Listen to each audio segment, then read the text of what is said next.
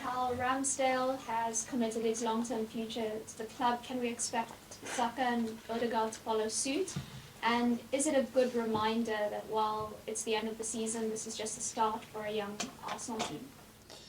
Well, delighted with the news for Aaron. He fully deserves that new contract, that extension, and obviously we want to keep our talent at the club and build on that. And there were a few more, obviously, that are very relevant for us to continue with that relationship, and we are working on that.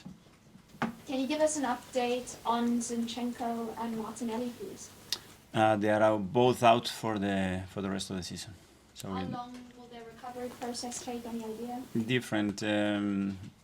Gabby is a pretty nasty injury.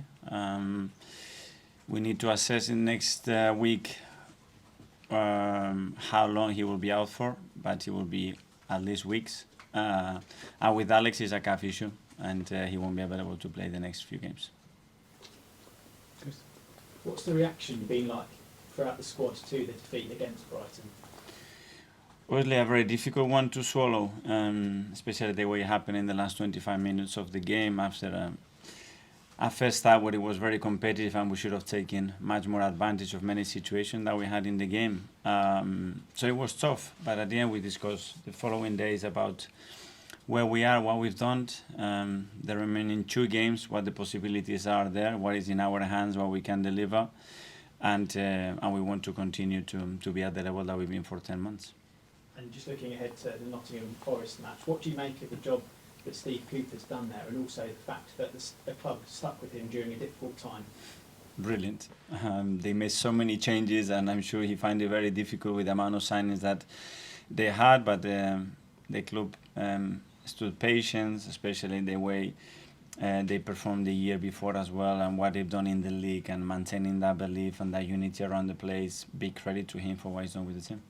And just finally from me, what does it mean to be nominated as one of the managers of the season in the Premier League? Great, obviously a huge privilege. There are top managers in this division, and to be part of that is always really, really nice. Hi, Mikel. There have been so many more positives than negatives this season. Is that what you've been trying to explain to the players this week? Because they must have been down after the Brighton. Just try to paint the picture, and we can look at the picture with a really narrow and thin vision, or we can have perspective of where we were, where we are today, and what we've done. But we cannot lose as well sight of what happens in certain moments that probably we weren't at our best or at the level required to be the champions, or be in a better position that we are today. And we have to acknowledge that as well. But obviously the team, the players, everybody around the club deserves huge credit for how far we've come in the season. But don't forget that there's still 2 very important games to play for us. At the start of the season, I guess top 4 would have been an aim, or the aim. Are Arsenal now, at the end of this season and building over the summer going into next season, genuine title contenders at the start of every season?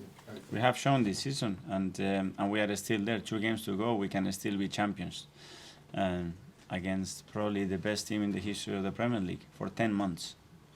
And we are still there. 2 games to go, we are still there, and we're not going to bottle that, that's for sure. What happens next season, it will depend a lot in what we do, how we evolve, and how we start. But that prediction is very difficult to do today. You mentioned there that you think Manchester City are the best team in the history of the Premier League. Do they need to go on and complete the treble to prove that? I said arguably that they are. And where they are competing in their competition, what they did the other day in the Champions League semi-final. But as well, it shows the level of this league. That team has the capacity to win 105 points, 110 points if they want. They haven't done that this season because of the level of that league. And we've been there with them toe-to-toe for 10 months. And finally, the signing of Aaron Ramsdale, the new contract for Aaron, and you have other young players that you're hoping to tie down to new deals like Xhaka and Saliba, etc. Added to what you may or may not bring in the summer, are you hoping that going forward this squad, which is the youngest squad in the Premier League this season, will grow together and have that kind of identity that great teams have over 4 or 5 years together working up to possibly a Premier League title? Yeah, we have built that core and that foundation, and it's a lot of quality, a lot of youth, a lot of enthusiasm, but as well surrounded by a lot of good people with the right experience, with a lot of leadership around them. And we have to continue to do that because the demands, the expectations, the challenges next season will be even higher. So we cannot get confused of where we are today, and have a lot of clarity how we're going to get what we want in the next seasons. Thanks, Mikel. Mikel, a big thing speaking to the players this season is how they used the pain from last season on missing out to the Champions League as motivation. Do you intend to maybe you do the same for next season, to use the pain from this as motivation to go again for the top? I don't know what pain. Depends what the pain is. Is a lot of moments to be extremely pleased with what we've done. Let's see where we finish in the next 2 games.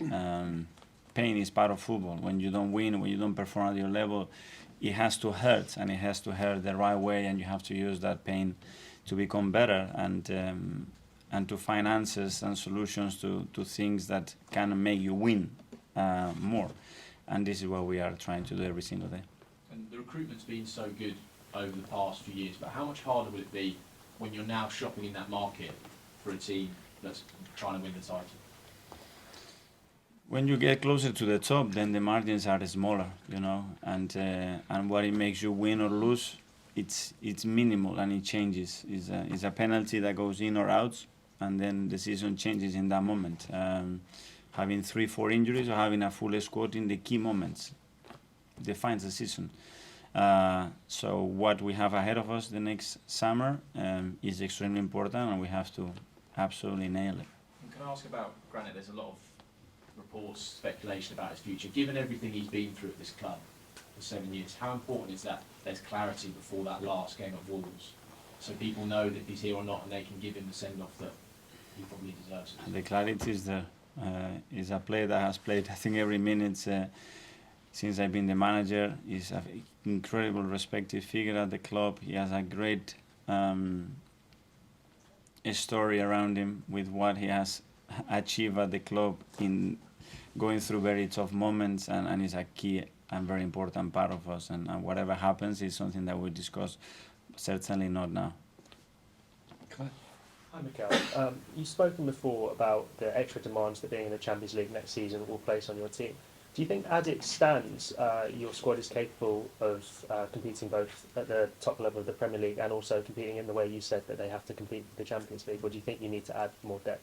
Today? No, at the level that we want, no, because we didn't have the capacity to do that as well with the Europa League. So it's part of that evolution, and we have made a lot of good steps, strong steps in that journey, and we have to continue. That never ends, We want to be better, the rest will be better, the demands will be higher, and we have to start and live with those standards and improve and be smarter. That doesn't mean only to sign players, It's to improve our players, and there are players that we haven't have the best out of them this season, and it is our job to improve them, because there are a few players, they haven't had the minutes or the performances, and we have to seek as well for those players to give us a different edge. It's not only about signing players, it's about resources, staff, and improving certain things that can be done better or more efficiently or smarter. And just on Saliba, I know there's no new updates on his contract, but he'll have 1 year left in his deal going into this summer. Are you willing to risk going into the final year of his contract, or would you like to try and get it done this summer? Do you feel you have to get it done this summer? We are having conversations, and we are trying to maintain, obviously, the talent that we have at the club, as I said before. But things take time. You have to agree. There are different parties involved, and I think everybody's intention is the same, and hopefully we'll find the right solution. In recent weeks, you've spoken a lot about levels, and I was just wondering, how do you go about balancing, trying to increase those levels without losing the kind of foundations that you've spoken about, that you've built over the past couple of seasons? Sorry, what are you referring to? So, playing levels you've mentioned in recent weeks, and you said you wanted to increase those going into next season. Mm-hmm. How do you go about increasing those but not losing, I guess, the hard work that some of these players and yourself have done in recent seasons? No, it's continue to do the 80% of the things that we do really, really well, and just trying to win margins and finding improvements and ways to be better in other areas.